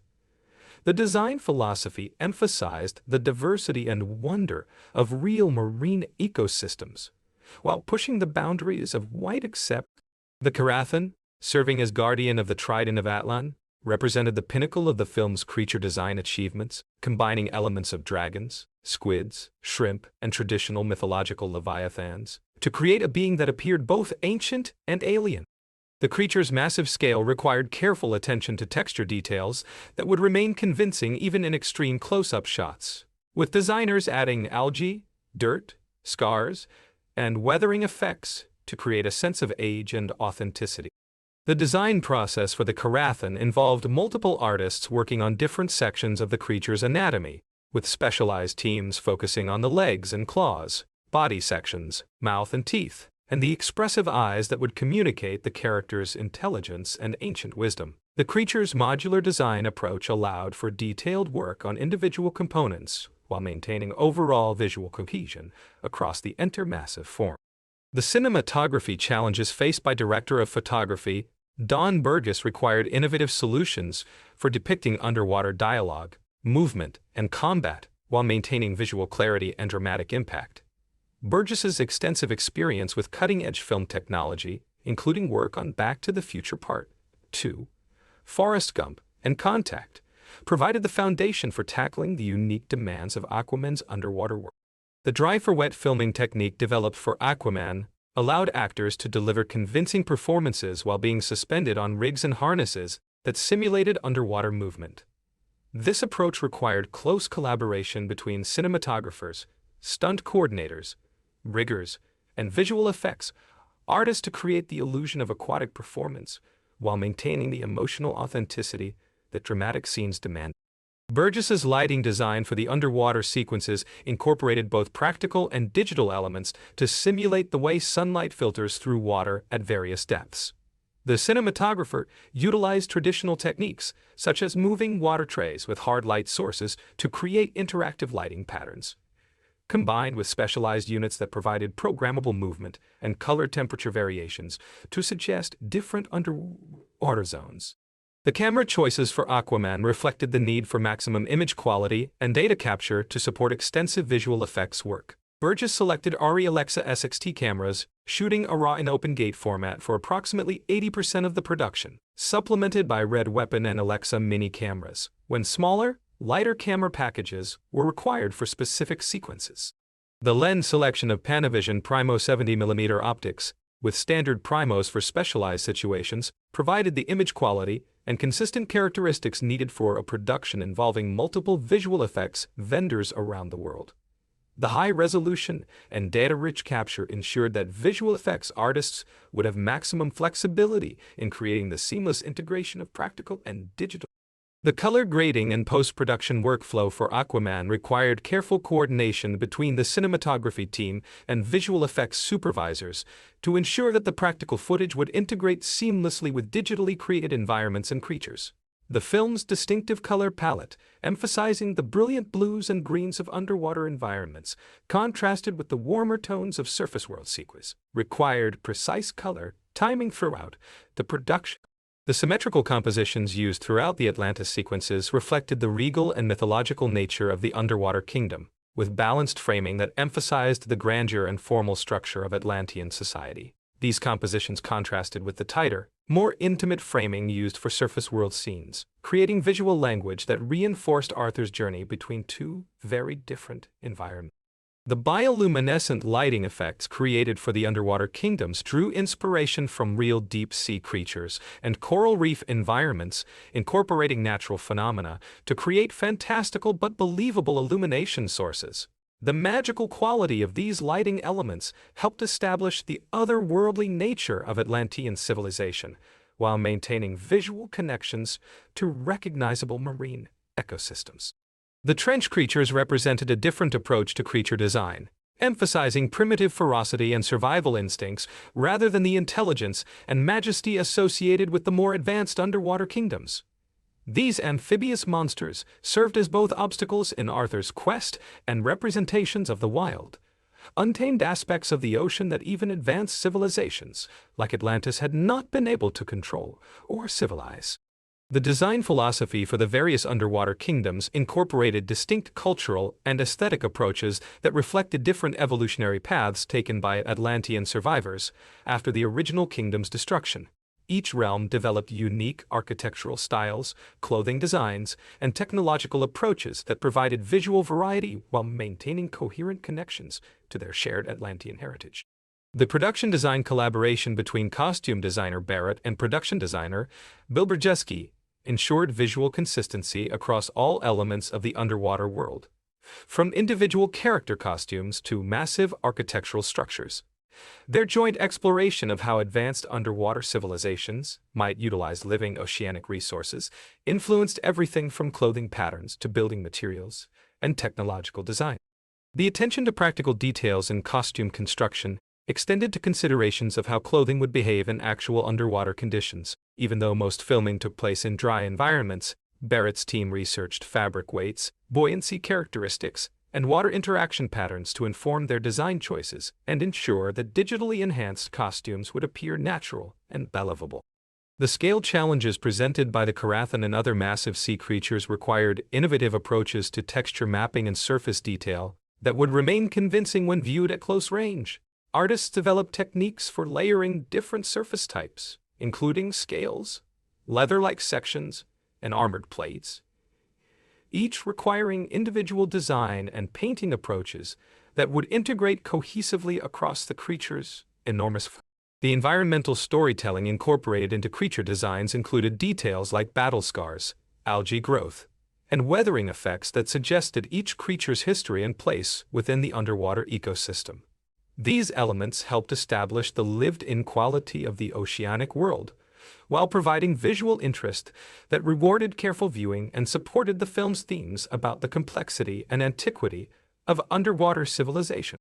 The telepathic communication abilities of the Karathan required subtle performance and animation choices that would convey the creature's intelligence and wisdom without relying on traditional dialogue delivery.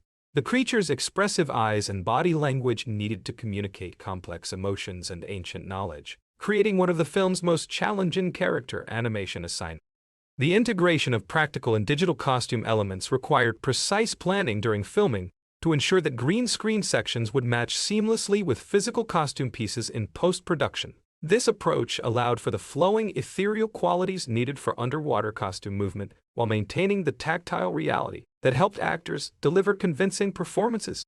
The research process for marine-inspired designs involved extensive study of actual ocean environments, with Barrett and her team examining underwater photography, marine biology references, and deep-sea exploration footage to ground their fantastical creations in recognizable natural phenomena. This research base provided authenticity that enhanced audience acceptance of the film's more extraordinary visual elements. The lighting rig designs for underwater sequences required careful consideration of how illumination would interact with costume materials, creature surfaces, and environmental elements to create cohesive visual unity across practical and digital components. The interplay between lighting design and costume construction influenced both the filming approach and the visual effects pipeline throughout production. The collaborative approach between departments ensured that creature designs would work effectively within the cinematographic vision while supporting the story's emotional and thematic requirements. The Karathan's role as both physical obstacle and spiritual guide required design choices that would support both its intimidating presence and its ultimate wisdom and benevolence. The development of specialized filming techniques for underwater action sequences influenced not only Aquaman but also established new standards and approaches that continue to influence subsequent underwater filmmaking. The combination of practical rigging, specialized lighting, and innovative costume design created a template for future productions, requiring extensive aquatic environments. The post-production workflow innovations developed for integrating multiple visual effects vendors while maintaining visual consistency across the film's diverse underwater environments demonstrated the importance of data-rich capture and careful pipeline management in modern blockbuster filmmaking. These technical achievements supported the creative vision while ensuring efficient production processes.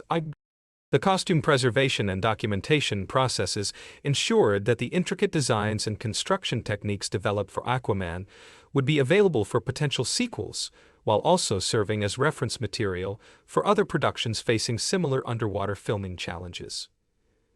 The complexity and success of Barrett's designs established new standards for superhero costume design in aquatic environments. The creature animation techniques developed for the Karathan and other sea monsters incorporated both traditional character animation principles and specialized approaches for depicting massive-scale beings that needed to maintain both physical believability and emotional expressiveness. The balance between spectacle and character development required sophisticated animation that served both action and story requirements. The environmental integration of all design elements, from individual costumes to massive creatures to architectural structures, created a cohesive underwater world that felt both fantastical and naturalistic. This integration required constant communication and collaboration between all design departments to ensure that no element appeared out of place within the established visual universe. The legacy of Aquaman's design achievements continues to influence contemporary superhero and fantasy filmmaking, particularly in approaches to creating believable, fantastical environments and the integration of practical and digital filmmaking techniques. The successful combination of traditional craftsmanship with cutting-edge technology provided a model for future productions requiring similar scope and complexity. The international recognition of the film's design work, including nominations and awards for costume design, cinematography, and visual effects, validated the innovative approaches developed during production and established the creative team's contributions to advancing the art and technology of contemporary filmmaking. The educational impact of Aquaman's design work extends beyond entertainment to influence academic discussions about marine biology, environmental conservation, and the role of visual media in promoting awareness of oceanic ecosystems. The film's respectful and scientifically informed approach to depicting underwater life helped bridge the gap between fantasy entertainment and educational content. The merchandising and licensing opportunities created by the film's distinctive costume and creature designs generated additional revenue streams, while also expanding the cultural impact of the visual elements beyond the theatrical experience. The iconic nature of Arthur's classic costume and Black Manta's armor ensured their continued presence in popular culture through toys, collectibles, and promotional. The technical documentation and behind-the-scenes materials produced during Aquaman's creation provide valuable resources for film students, aspiring designers, and industry professionals seeking to understand the processes involved in creating large-scale fantasy productions. This educational legacy ensures that the innovations developed for the film will continue to influence future generations of filmmakers. The cross-cultural elements incorporated into the design work reflect the international nature of contemporary filmmaking, while also honoring the diverse influences that inform the original comic book source material. This approach to design that embraces multiple cultural perspectives while maintaining visual coherence provides a template for future adaptations of global entertainment properties. The environmental consciousness embedded in the design philosophy, from the use of marine life inspiration to the themes of oceanic conservation, demonstrates how entertainment design can support broader social and environmental messages without sacrificing visual impact or storytelling effectiveness. The technological innovations developed during Aquaman's production continue to influence not only film and television production, but also applications in virtual reality, gaming, and other digital media that require convincing underwater environments and creature animation. The techniques pioneered for the film have found applications across multiple entertainment platforms. The artistic collaboration between international talent, from Australian locations to European costume suppliers to American visual effects facilities, demonstrates the global nature of contemporary film production and the benefits of drawing expertise from diverse sources and cultural perspectives in creating universally appealing entertainment. The balance achieved between honoring source material and creating something new and cinematic provides a model for future comic book adaptations seeking to satisfy both existing fans and newcomers to the characters and stories. The design work successfully bridged the gap between comic book aesthetics and photorealistic filmmaking. The sustainable production practices incorporated into costume construction and creature creation, including the reuse and repurposing of materials and the documentation of techniques for future applications, reflect growing awareness of environmental responsibility within the entertainment industry. The stunt choreography achievements of Aquaman required revolutionary approaches to depicting underwater combat that would appear both physically believable and dramatically engaging while being. Stunt coordinator Kyle Gardner and the 8711 action design team, led by John Valera, faced the unprecedented challenge of creating fight sequences that would convince audiences they were witnessing battles taking place beneath the ocean's surface. The innovative tuning fork rigging system, developed specifically for Aquaman, allowed performers to be suspended and manipulated in three-dimensional space, while maintaining the freedom of movement necessary for complex combat choreography. These specialized devices, constructed from welded pipes in U-shaped configurations, provided stable platforms that could be rotated, tilted, and repositioned to simulate the fluid movement possibilities available in underwater environments. The choreographic process began with traditional ground-based fight planning, as the stunt team laid out combat sequences on solid surfaces before adapting them for three-dimensional underwater presentation. This methodical approach allowed choreographers to develop compelling fight dynamics, using familiar techniques before introducing the additional complexity of simulated aquatic movement and the unique visual possibilities offered by underwater combats. The Colosseum battle between Arthur and Orm represented the most technically challenging fight sequence in the production, requiring extensive wire work and rigging to create the impression of combatants who could move freely through water while engaging in complex martial arts exchanges. The sequence demanded precise coordination between stunt performers, camera operators, and rigging technicians to maintain both safety and visual credibility. Director James Wan's vision for underwater combat emphasized the unique movement possibilities available in aquatic environments, encouraging fight choreographers to incorporate spinning, floating, and three-dimensional attack patterns that would be impossible in terrestrial combat. This creative freedom allowed for visually spectacular sequences that distinguished Aquaman's action scenes from typical superhero fights, while maintaining the emotional stakes and character development. The sound design innovations developed for Aquaman addressed the complex challenge of creating believable underwater dialogue and environmental audio while maintaining the clarity necessary for audience comprehension. Supervising sound editors Peter Brown and Joe Zuban developed sophisticated processing techniques that suggested aquatic environments without rendering dialogue completely unintelligible, striking a crucial balance between realism and accessibility. The underwater vocal processing techniques involved subtle filtering and modulation that created the impression of speech transmitted through water without resorting to the heavy distortion that would characterize actual submerged communication. This approach required extensive experimentation with different processing chains and real underwater audio recordings to develop a sonic signature that audiences would accept as authentic underwater speech. The creation of underwater environmental sounds involved innovative recording techniques, including the use of hydrophones submerged in swimming pools and specialized equipment like pressurized water-filled fire extinguishers that could generate unique bubble and pressure wave effects. These original recordings provided source material that could be manipulated and layered to create the complex acoustic landscapes of the various underwater kingdoms. The tidal wave sequence presented particular sound design challenges, as the massive scale of water movement required audio that would convey tremendous power and approaching danger while maintaining clarity and emotional impact. The sound team developed techniques for building tension and proximity through careful layering of white noise elements and strategic use of silence to create moments of dramatic emphasis. The international marketing campaign for Aquaman represented one of the most comprehensive and culturally diverse promotional efforts in recent superhero cinema, utilizing region-specific strategies and culturally relevant content to maximize appeal across different global markets. Warner Bros. Recognized that the film's success would depend heavily on international audiences, particularly in markets where aquatic themes and environmental consciousness. The Chinese market strategy proved particularly crucial to the film's unprecedented success, with early screenings and promotional events generating massive audience enthusiasm that translated into record-breaking box office performance. The film's environmental themes, spectacular visual effects, and family-oriented storytelling aligned perfectly with Chinese audience preferences.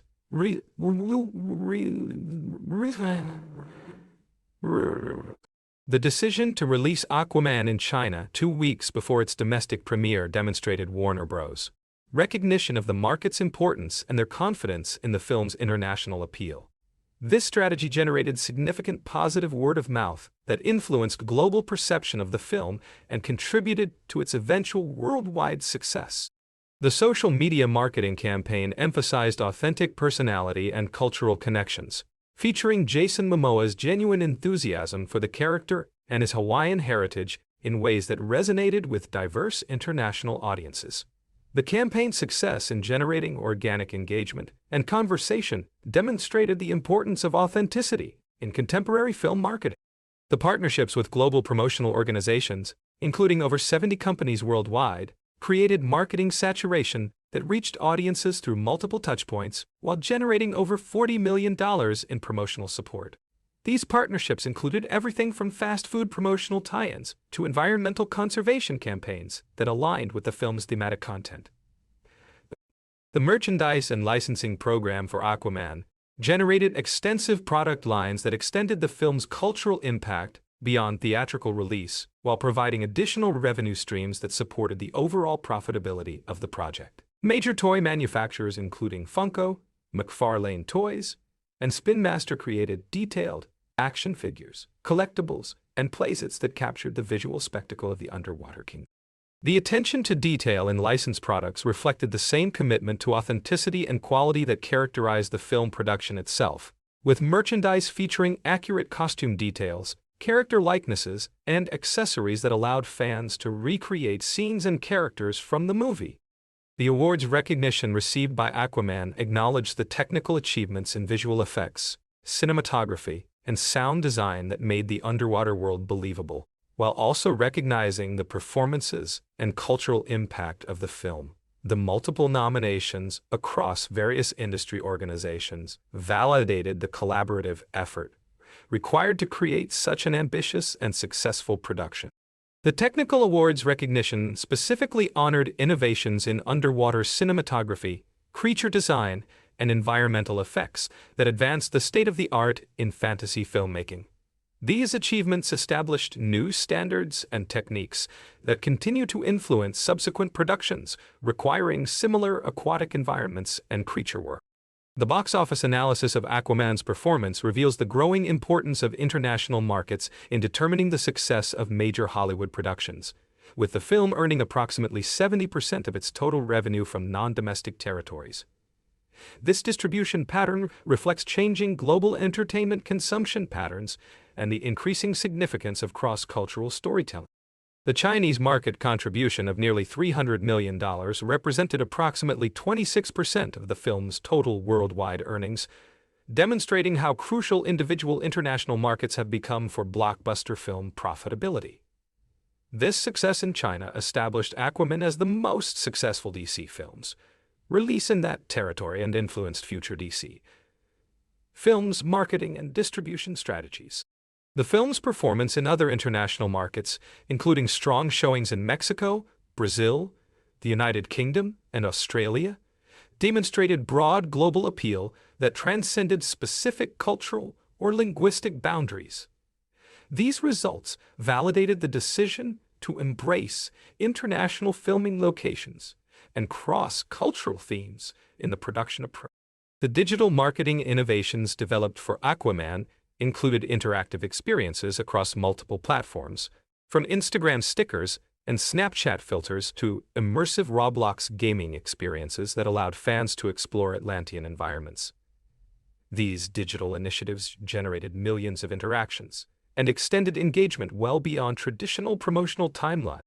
The Amazon Prime early screening program created unprecedented advanced ticket sales that generated both revenue and positive word of mouth before the film's official release date. This innovative distribution approach demonstrated the potential for streaming platforms to support theatrical releases while building audience anticipation. The live streaming premiere coverage on Twitter created real-time fan engagement that generated millions of impressions and social media interactions, establishing new benchmarks for digital event marketing in the entertainment industry. The success of these initiatives influenced subsequent film marketing strategies across multiple studios. The educational and environmental partnerships developed around Aquaman's release created opportunities for the film to support ocean conservation awareness while providing authentic content that aligned with the story's themes. These partnerships with organizations like Oceana demonstrated how entertainment properties can support meaningful social causes. The global promotional tour spanning multiple continents and dozens of cities created sustained media coverage. The tour's emphasis on local cultural elements and authentic fan interactions helped establish personal connections between audiences and the film's stars and creative team. The success of the film's soundtrack and musical partnerships created additional promotional opportunities while supporting the overall brand experience. The integration of contemporary music with orchestral scoring provided multiple entry points for different audience demographics. The costume and prop exhibitions displayed in theaters and promotional events allowed fans to experience the craftsmanship and detail of the production design firsthand, creating deeper appreciation for the artistic achievements while generating additional promotional content for social media sharing.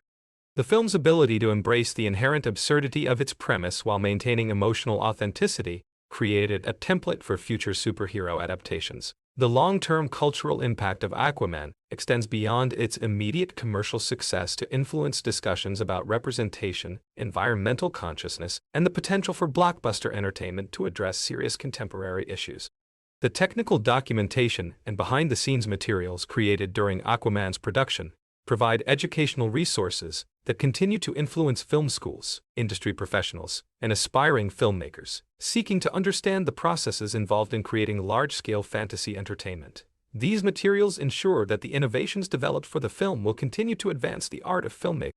The franchise potential established by Aquaman's success created opportunities for expanded storytelling across multiple media platforms, while demonstrating the viability of solo superhero films that emphasize character development and world-building over shared universe connectivity. This approach influenced subsequent DC films' production strategies. The environmental messaging embedded throughout Aquaman's story and marketing created lasting associations between the character and ocean conservation causes, establishing a legacy that extends beyond entertainment into genuine environmental advocacy. This connection continues to influence how the character and franchise are perceived and marketed. The technological innovations developed during Aquaman's production, from underwater filming techniques to creature animation methods, continue to influence not only film and television production, but also applications in virtual reality, gaming, and other digital entertainment platforms. These advances represent lasting contributions to the broader entertainment technology landscape. The international collaboration aspects of Aquaman's production, from Australian filming locations to global visual effects partnerships, demonstrate the increasingly international nature of contemporary blockbuster filmmaking and the creative benefits of drawing expertise from diverse sources and cultural perspectives. The merchandising strategies developed for Aquaman created sustainable revenue streams that support ongoing franchise development while providing fans with. This approach to licensing emphasizes quality and authenticity over simple profit maximization. The social media engagement metrics generated by Aquaman's campaign established new benchmarks for fan interaction and organic content creation, demonstrating the importance of authentic personality and cultural authenticity in contemporary entertainment. The academic and critical analysis of Aquaman's achievements in representation, environmental messaging, and technical innovation continues to influence scholarly discussions about the role of popular entertainment in addressing contemporary social and environmental issues.